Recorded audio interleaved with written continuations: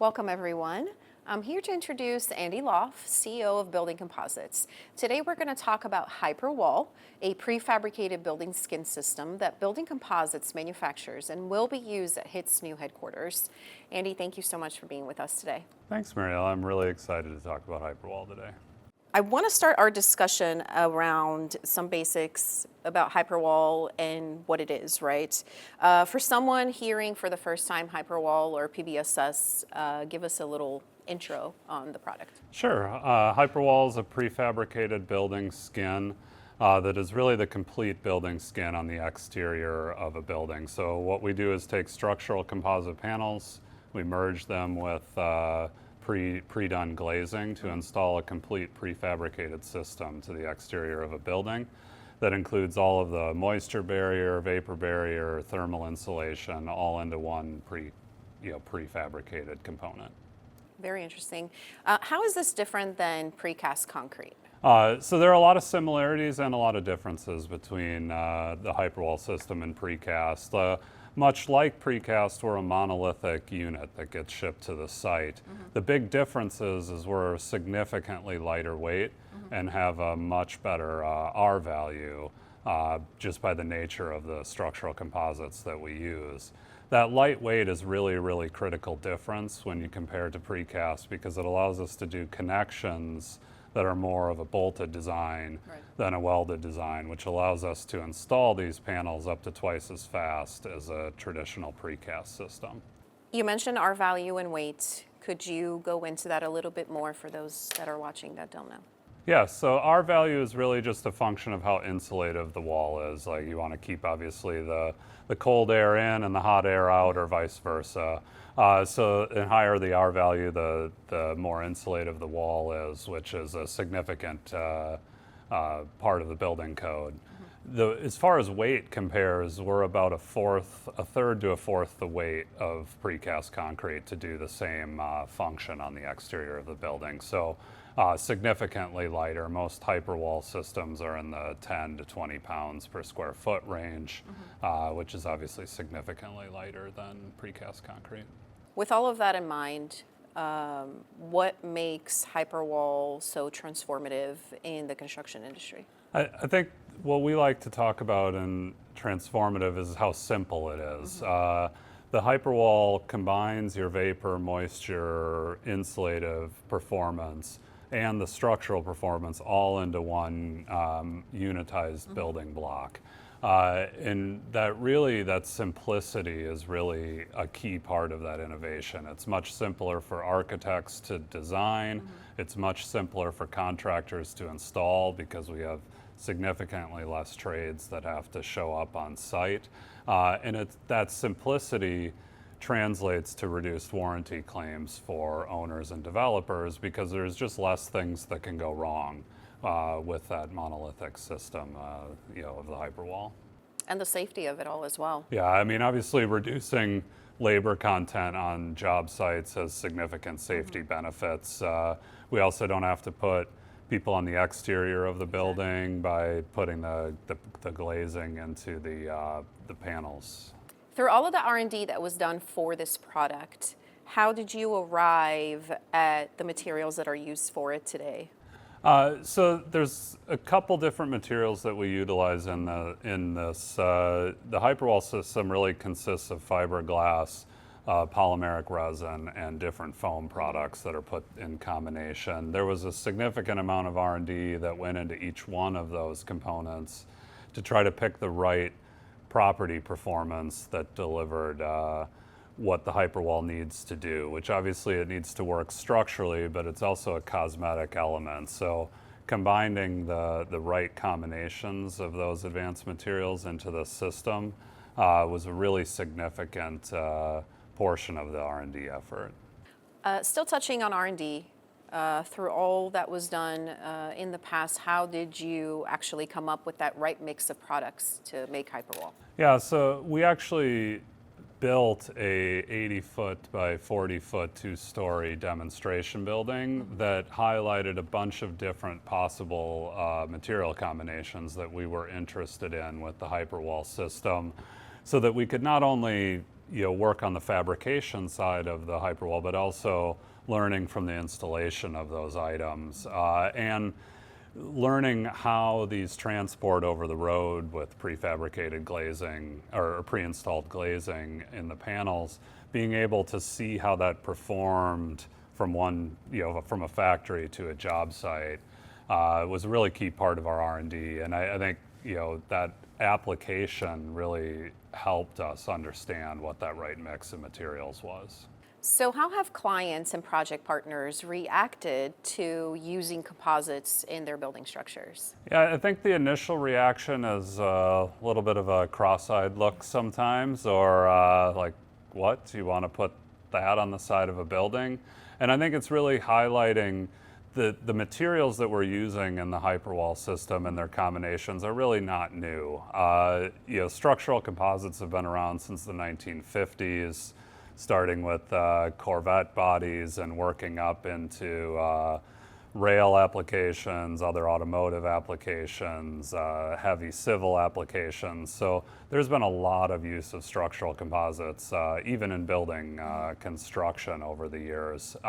Even the analogy I like to make to people a lot of times is if you fly somewhere, you've been on structures that are made with FRP or structural composites. And I think once you explain that to people, they're like, oh, okay, I get it. You can point to a lot of applications. The newness is really in putting it on the exterior of a building. It's just a unique use of those materials, but the materials themselves are not new. How do you balance prefabrication and standardization when it comes to giving a building still a very cool, innovative look? Yeah, I think this is a unique problem with prefabrication, and we're not unique in this regard. When you move anything into a factory for prefabrication, the commonality of design and limiting the number of SKUs or discrete components that you have to make has significant advantages for both price and delivery time. So that's why in most cases we like to work upstream as much as possible with the architect to work with them on that design so that you don't come out with a project that has 1,000 panels and 1,000 different shapes. You want to drive as much commonality as you can, and there are still very clever things you can do with that commonality and still give the building a unique look by things like taking panels and flipping them 180 degrees or sometimes orienting them vertically or intermixing different standardized shapes to create a unique look that still gives the building unique, but that is a really big consideration for prefab in general, and that also specifically applies to us as well. So early buy-in is extremely important in the industry. Yes, these projects typically work much, much better the further upstream that we're working. We prefer to work in a more design assist method, which, as we're going to talk about on this, in this conversation, the HITT HQ project was that example where we worked heavily with both the contractor, the owner, and the architect to design a really successful project. Okay, so let's talk a little bit about timing and why now? Why are people showing interest in composites now, and why is this so important for our industry? I think this really started at the outbreak of COVID, where you really started to get much more interest from contractors, because from COVID on, the escalation of labor rates and the shortage of labor has really kind of accelerated for contractors, and I think they're really looking at it now where you really can't do the same thing that they've been doing historically. So being able there's just much more pull from those contractors now into prefab, and it's much easier to get acceptance or interest from GCs for prefabrication as a result of those labor shortages, because this is kind of a systemic issue in the industry that really isn't going away with the aging out workforce and such. So, for HITT's future headquarters, what are the benefits of using a system like Hyperwall in an office like that? Yeah, so specifically with the HITT headquarters building, some really interesting things we were able to do with that project that are kind of unique to the Hyperwall system. Because it's so lightweight, it gave the architect flexibility to flip the panels vertically and connect them to the spandrel beams, which you couldn't have done with a precast system. That also offers a tremendous sound transmission reduction, so basically keeping the outside noise out, and a really high insulative R value. I think the walls on that project are like an R35 combination, and the sound transmission reduction is more than 60 for that project. And I think it really created a very interesting look that the architect was able to do by keeping these 12-inch picture frames around the large windows that allowed it to kind of mix a typical curtain wall design with a prefabricated panel design. And I think it created a really, really unique look that as a prefab also offered a lot of standardization and design. So it was a relatively easy project to execute as a result. Okay, so now let's talk about some use cases. Some of us may or may not know, but composites have been around for a very long time. So what are some of the uses that have been done in the past? Yeah, so structural composites really started in about the 1950s, actually during World War II for minesweeper vessels and things like that. So I mean, they've been around nearly 80 years at this point. And obviously the technology and materials that they're built out of have continued to evolve, but there have been lots of applications in aerospace, lots of them in heavy civil construction, even in building construction. They've been used to hold insulation and exterior cladding systems, to do access platforms, walkways, sound walls on the exteriors of buildings. So the combination that we're using in the Hyperwall is a little bit unique, but the materials have been around for a long time, even inside of building construction. What do you think are some of the barriers that have caused maybe a little holdback on the industry adopting composites as a main material like steel? Yeah, I think there are a couple of them that come up as roadblocks. Probably the number one is education.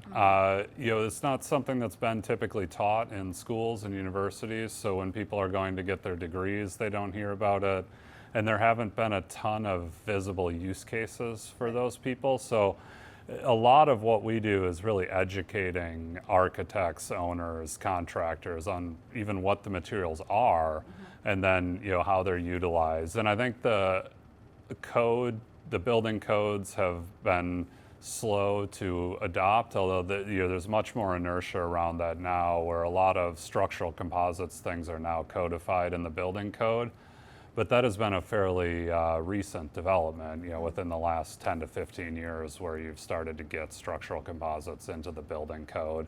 But I mean, the simple answer is really just education. Like, people just aren't familiar with them, and there's a lot of inertia in construction and construction design, where people like to design similar to what they just did previously. So that education aspect is really a big deal. And I think the industry partnerships is really kind of a big deal. And I think this example we're talking about today with the HITT headquarters building is one of those, where we partnered with HITT and Gensler as the architect on this project to really drive some of that education and use case. And that's really the type of education and things it takes, is really driving it to those industry partnerships where you can actually take that through application. I think just doing education for the sake of education just moves really slow. When you can create these partnerships, it really accelerates that process.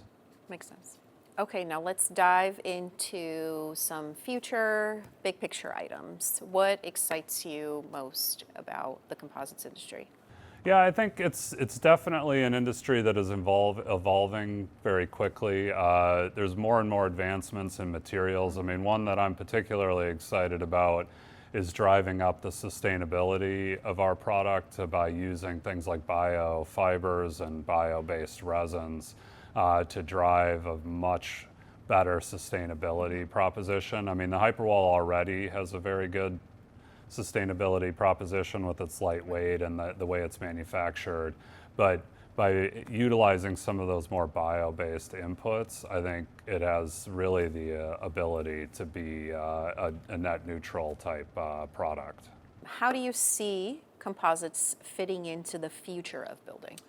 Yeah, I think that's going to continue to expand. I think it's already expanding at a almost probably 5 to 10% year-over-year increase of FRP penetration into markets. I mean, you see this a lot in the data center market already, where there's a lot of FRP components utilized on the exterior of buildings. So that's now just kind of commonplace. And I think you just keep ticking off these applications, and then more inertia grows, more ideas, more innovation come out.